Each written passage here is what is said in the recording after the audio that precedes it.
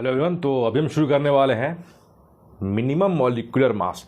अगर कोई सैंपल में हमें मालूम हो कि कौन से एलिमेंट के एटम इन्वॉल्व हो रहे हैं और उसका मिनिमम मॉलिक्यूलर मास हमें फाइंड करना है, तो इसका एक कंसेप्ट होगा कि सैंपल में जो एलिमेंट है उसका एटम जो होगा, मिनिमम एक एटम तो वहाँ पर प्रेजेंट होगा। कोई भी सैंपल है तो सैंपल में उस एलिमेंट का एक एटम तो वहाँ पर कंपलसरी या मैंडेटरी होगा, उसका प्रेजेंस वहाँ पर होगा। तो यहाँ पर मुझे अगर उस सैंपल का मिनिमम मॉलिक्यूलर मास फाइंड करना हो तो मेरा कंसेप्ट ये लगेगा कि एक एटम का मास वहाँ पर प्रेजेंट होगा, सिर्फ इतना लगना है। ठीक है, उसके बाद क्वेश्चन के मुताबिक हम लोग उसको डील करेंगे। जैसे फॉर एग्जांपल मैं क्वेश्चन लेता हूं, अब क्वेश्चन दिखाई दे रहा होगा। ठीक है, इस क्वेश्चन में सैंपल दे रखा है और वो सैंपल है इंसुलिन। इसमें ये भी बता रखा है कि 3.4% जो है वो है सल्फर। 3.4% क्या है? सल्फर। तो मुझे ये बताना है कि इस इंसुलिन का मिनिमम मॉलिक्यूलर मास क्या होने वाला है। ठीक है, तो हमारा कंसेप्ट क्या है? हमारा कंसेप्ट ये है कि कोई भी सैंपल हो, ठीक है, कोई भी सैंपल हो तो मिनिमम उसमें एक एटम तो होगा ना। और यहाँ इस सैंपल में एक एटम कौन है? सल्फर है, जो कितना है? 3.4% है। अगर मैंने माना कि एक सैंपल है, किसका है? वो इंसुलिन का है, तो इसमें सल्फर जो है उसका प्रेजेंस तो होगा। और क्वेश्चन में दे क्या रखा है? क्वेश्चन में ये दे रखा है कि सल्फर कितना है? सल्फर है 3.4%। 3.4% है। अगर मैं मान लूँ कि ये इंसुलिन का सैंपल 100% है तो उस 100% में सल्फर कितना होगा? 3.4% होगा। उसी वक्त अगर मैं ये बोलूँ कि 100% ये सैंपल है, दैट मीन्स कि अगर 100 ग्राम होता तो सल्फर यहाँ कितना होता? सल्फर यहाँ पर होता 3.4 ग्राम। पक्की बात? ठीक है, तो यानी कि इंसुलिन जो है, इंसुलिन 100 ग्राम में 3.4 ग्राम क्या? सल्फर होगा अकॉर्डिंग टू क्वेश्चन। और अगर मैं बोलूं कि 3.4 ग्राम में 100 ग्राम इंसुलिन है तो 1 ग्राम सल्फर में कितना इंसुलिन होगा? 100/3.4 ग्राम ये होगा। ठीक है, 1 ग्राम सल्फर में इतना मॉलिक्यूल, इतना मास किसका होगा? इंसुलिन का होगा। ठीक है, अब वही सल्फर का मिनिमम मास कितना हो सकता है? 32 ग्राम हो सकता है। तो 1 ग्राम सैंपल में अगर इतना इंसुलिन है, 100/3.4 ग्राम इंसुलिन है, तो 32 ग्राम में कितना होगा? सिंपल यूनिटी मेथड यहां पर लगाना है, जो क्या होने वाला है? 32 ग्राम सल्फर जो होगा वो क्या हो जाएगा? 32 इंटू 100/3.4। ठीक है, तो इतना इंसुलिन होगा। कब? जब 32 ग्राम सल्फर होगा। तो सल्फर का प्रेजेंस है तो मिनिमम इतना तो वेट तो होगा, मिनिमम इतना मास तो होगा ना सल्फर का, तभी ना इंसुलिन में कंट्रीब्यूट कर पाएगा वो। तो इतना मिनिमम सल्फर होगा तो मिनिमम मॉलिक्यूलर मास इतना होगा, इतना तो कम से कम होगा, है ना। तब जाके 32 ग्राम सल्फर में हमने अगर इसे गुना भाग किया तो हमें क्या मिलने वाला? 32, 100, ये ऊपर जीरो ऊपर ले आए 34। ठीक है, तो 32/34, तो नियर बाई ये 9.5 समथिंग कुछ आएगा। ठीक है, 9.5 समथिंग आएगा। और दैट मीन्स कि 32 ग्राम सल्फर में अगर यहाँ पर ये 0.95 कुछ अगर आता है तो कितना बन गया? ये जीरो कट जाएगा, 950 के अप्रॉक्स कुछ ग्राम इसका आंसर आएगा। ठीक है, मैं अप्रॉक्स की बात कर रहा हूँ, एग्जैक्ट 9.4 समथिंग कुछ आएगा। ठीक है, तो मैंने यहाँ पर अप्रॉक्सीमेट कर दिया, आप निकाल लेना। ठीक है, मेरा एसेंस कहने का ये है कि जब भी हमें मिनिमम मॉलिक्यूलर मास निकालना हो और इसमें सवाल में एलिमेंट के एटम दे रखे हों, कुछ परसेंट में दिया हो, तो सैंपल को हमें 100% मानना है। उस 100% में कॉरस्पॉन्डिंग उस एलिमेंट का एटम उतना है। और वही अगर हमने 100% माना तो हम ये भी बोल सकते हैं कि वो 100% अगर 100 ग्राम है तो जो थोड़ा सा जो परसेंट है वो भी उतना थोड़ा सा ग्राम होगा। तो थोड़ा सा ग्राम कम्युनिटी मेथड लगा के 1 ग्राम तक पहुंचेंगे, और 1 ग्राम में जो मिनिमम मॉलिक्यूलर मास इतना दिखा रहा है, तो एटम का जो मास है जो ग्राम में है वो कितना कंट्रीब्यूट करेगा, तो उतना मिनिमम मॉलिक्यूलर मास होगा। ठीक है, तो एक क्वेश्चन ये रहा, और क्वेश्चन करते हैं। ठीक है, एक और सवाल देखते हैं। इस सवाल में क्या, नाइट्रोजन है।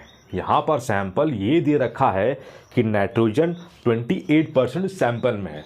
तो हमारा वही पुराना कंसेप्ट, अगर कोई सैंपल है तो सैंपल में मिनिमम उस एलिमेंट का मिनिमम एक एटम, मतलब मिनिमम एक एलिमेंट के एटम का मास तो होगा ना। अब यहाँ पर नाइट्रोजन है, मतलब ये हुआ कि यहाँ पर नाइट्रोजन मिनिमम नहीं तो कम से कम 14 ग्राम तो होगा। इस सैंपल का मिनिमम नाइट्रोजन कंट्रीब्यूशन 14 ग्राम तो होगा। ठीक है, तो इस सवाल को हम वैसे ही प्रोसीड करते हैं जैसे हमने पहले सवाल को किया था। यहाँ पर माना कि एक सैंपल है, इस सैंपल में 28% क्या है, 28% यहाँ पर नाइट्रोजन दिया हुआ है। ठीक है, यहाँ पर नाइट्रोजन दिया हुआ। अगर मैं मानता हूँ कि 100% ये सैंपल होता तो 28% नाइट्रोजन होता। अगर ये 100 ग्राम सैंपल होता तो 28 ग्राम सैंपल, ये 28 ग्राम नाइट्रोजन होता है यहाँ पर।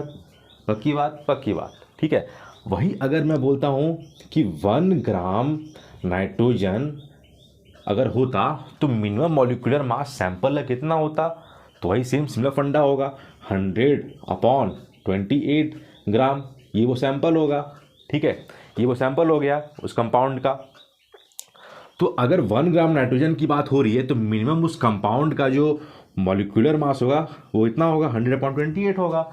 लेकिन नाइट्रोजन का कंट्रीब्यूशन तो 14 ग्राम होता है, तो यानी कि यहाँ पर 14 ग्राम नाइट्रोजन में इसका कंट्रीब्यूशन कितना हो जाएगा, 14/28, कट गया 250। मतलब कि अगर किसी सैंपल में 28% नाइट्रोजन होगा तो 50 ग्राम तो कम से कम उसका मॉलिक्यूलर मास तो होना चाहिए, है ना। तो 50 ग्राम कम से कम इस सैंपल का मास तो होना चाहिए। ये रहा दूसरा क्वेश्चन। तीसरे क्वेश्चन में आते हैं। इस क्वेश्चन में एक एलिमेंट नहीं, दो एलिमेंट है, और वो 2 एलिमेंट कौन कौन है, एक तो सल्फर हो गया, एक हो गया ऑक्सीजन। तो आप मुझे उस सैंपल का मिनिमम मॉलिक्यूलर मास बताओ जहाँ पर सल्फर कंट्रीब्यूट कर रहा है 16%, ऑक्सीजन कंट्रीब्यूट कर रहा है 4% बाई मास। तो ये हमारा सिमिलर फंडा, अगर ये सैंपल 100% होता तो 4% ऑक्सीजन, 16% सल्फर। तो वही अगर ये 100 ग्राम सैंपल होता तो यहाँ पर 16 ग्राम सल्फर होता और 4 ग्राम ऑक्सीजन होता, है ना। तो इन दोनों का कंट्रीब्यूशन होगा किसमें, सैंपल में। इन दोनों का कंट्रीब्यूशन किसमें होने वाला है, सैंपल में होने वाला है। ठीक है, अगर मान लो कि 16 ग्राम सल्फर है, ठीक है, 16 ग्राम सल्फर किसमें, इसमें 100 ग्राम में होगा। ठीक है, तो पहले हम बात करते हैं सल्फर, बारी बारी से। अगर सिर्फ सल्फर की बात हो रही हो, सैंपल में अगर सिर्फ सल्फर होता, तो 1 ग्राम सल्फर इस सैंपल में कितना कंट्रीब्यूट करता, 1 ग्राम सल्फर 100/16 ग्राम, है ना। ये उस सैंपल का मास होता सिर्फ अगर सल्फर होता।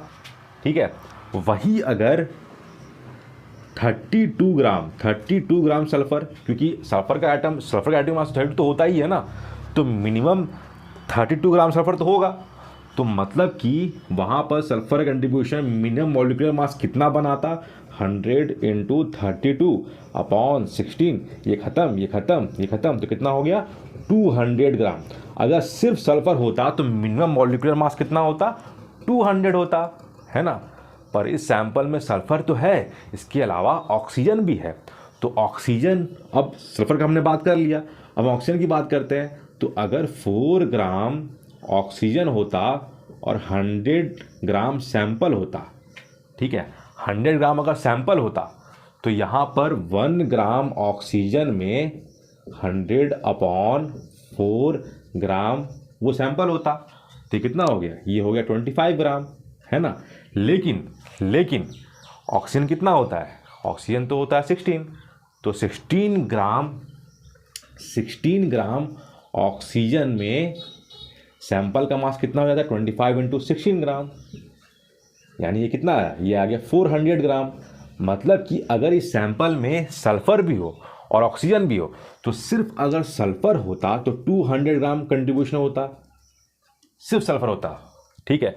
और अगर सिर्फ ऑक्सीजन होता तो यहाँ पर 400 ग्राम कंट्रीब्यूशन होता, लेकिन यहाँ दोनों है तो दैट मीन्स कि मिनिमम इस सैंपल का जो मास होगा ना 200 प्लस 400 इक्वल टू 600 ग्राम होगा, है ना। तो ये रहा आंसर। इस क्वेश्चन में आते हैं। इस क्वेश्चन में एक एलिमेंट नहीं, दो एलिमेंट है, और वो दो एलिमेंट कौन कौन है, एक तो सल्फर हो गया, एक हो गया ऑक्सीजन। तो आप मुझे उस सैंपल का मिनिमम मॉलिक्यूलर मास बताओ जहां पर सल्फर कंट्रीब्यूट कर रहा है 16%, ऑक्सीजन कंट्रीब्यूट कर रहा है 4% बाई मास। तो ये हमारा सिमिलर फंडा, अगर ये सैंपल 100% होता तो 4% ऑक्सीजन 16% सल्फर। तो वही अगर ये 100 ग्राम सैंपल होता तो यहाँ पर 16 ग्राम सल्फर होता और 4 ग्राम ऑक्सीजन होता, है ना। तो इन दोनों का कंट्रीब्यूशन होगा किसमें, सैंपल में। इन दोनों का कंट्रीब्यूशन किसमें होने वाला है, सैंपल में होने वाला है, ठीक है। अगर मान लो कि 16 ग्राम सल्फर है, ठीक है, 16 ग्राम सल्फर किसमें, इसमें 100 ग्राम में होगा, ठीक है। तो पहले हम बात करते हैं सल्फर बारी बारी से। अगर सिर्फ सल्फर की बात हो रही हो, सैंपल में अगर सिर्फ सल्फर होता, सिर्फ अगर सल्फर होता तो 1 ग्राम सल्फर इस सैंपल में कितना कंट्रीब्यूट करता, 1 ग्राम सल्फर 100/16 ग्राम, है ना। ये उस सैंपल का मास होता सिर्फ अगर सल्फर होता, ठीक है। वही अगर 32 ग्राम सल्फर, क्योंकि सल्फर का एटम मास 32 तो होता ही है ना, तो मिनिमम 32 ग्राम सल्फर तो होगा। तो मतलब कि वहाँ पर sulphur contribution minimum molecular mass कितना बनाता, 100 इंटू 32/16, ये खत्म, तो कितना हो गया 200 ग्राम। अगर सिर्फ सल्फर होता तो मिनिमम मॉलिक्यूलर मास कितना होता, 200 होता, है ना। पर इस सैंपल में सल्फर तो है, इसके अलावा ऑक्सीजन भी है। तो ऑक्सीजन, अब सल्फर का हमने बात कर लिया, अब ऑक्सीजन की बात करते हैं। तो अगर 4 ग्राम ऑक्सीजन होता और 100 ग्राम सैंपल होता, ठीक है, 100 ग्राम अगर सैंपल होता तो यहाँ पर 1 ग्राम ऑक्सीजन में 100/4 ग्राम वो सैंपल होता, तो कितना हो गया, ये हो गया 25 ग्राम, है ना। लेकिन ऑक्सीजन कितना होता है, ऑक्सीजन तो होता है 16, तो 16 ग्राम ऑक्सीजन में सैंपल का मास कितना हो जाता है 25 इंटू 16 ग्राम, यानी ये कितना है, ये आ गया 400 ग्राम। मतलब कि अगर इस सैंपल में सल्फर भी हो और ऑक्सीजन भी हो तो सिर्फ अगर सल्फर होता तो 200 ग्राम कंट्रीब्यूशन होता, सिर्फ सल्फर होता, ठीक है। और अगर सिर्फ ऑक्सीजन होता तो यहाँ पर 400 ग्राम कंट्रीब्यूशन होता, लेकिन यहाँ दोनों है तो दैट मीन्स कि मिनिमम इस सैंपल का जो मास होगा ना 200 प्लस 400 इक्वल टू 600 ग्राम होगा, है ना। तो ये रहा आंसर। अगले सवाल में आते हैं। ये क्वेश्चन दिख रहा होगा आपको, ठीक है। यहाँ पर मिनिमम मॉलिक्यूलर मास दे रखा है और कह दिया है कि 70% कार्बन है। नंबर ऑफ कार्बन एटम कितना हो सकता है जो कि 70% भी कंट्रीब्यूट करे इस मास में, ठीक है। तो इस सैंपल का मास तो दे रखा है 360 ग्राम, है ना। इसका जो मॉलिक्यूलर मास सैंपल का वो कितना है 360 ग्राम। और सवाल में ये भी दे रखा है कि 70% कार्बन है, कितना है 70% कार्बन है। तो अगर 70% ऑफ मैं इसकी बात करूं, 70% कार्बन मतलब कि 70% ऑफ में अगर मॉलिक्यूलर मास की बात करूं तो 360/100 ये कितना आ जाएगा, ये आ जाएगा 252। तो मतलब कि 252 ग्राम जो है ये कंट्रीब्यूट कौन कर रहा है, 70% कार्बन कंट्रीब्यूट कर रहा है। पर कार्बन का जो एक कार्बन का एटम का मास कितना होता है 12 ग्राम होता है, तो यहाँ तो 252 ग्राम है। तो मतलब कि अगर एक कार्बन का जो मास है वो 12 ग्राम है, दैट मीन्स 252 ग्राम 252 ग्राम कब होगा? हम क्या करेंगे, हम डिवाइड करेंगे 252 ग्राम से 12 को डिवाइड करेंगे तो हमें नंबर ऑफ कार्बन आइटम मिल जाएगा। कितना आएगा? 12 to 24 और 12, हाँ, तो ये आ गया 21। मतलब कि इस सैंपल में 21 कार्बन एटम होगा, तभी 70% कंट्रीब्यूशन होगा कार्बन का, है ना, और 30% बाकी जो बचा जो भी होगा, फलना चिलना ढिमकाना जो भी है, ठीक है।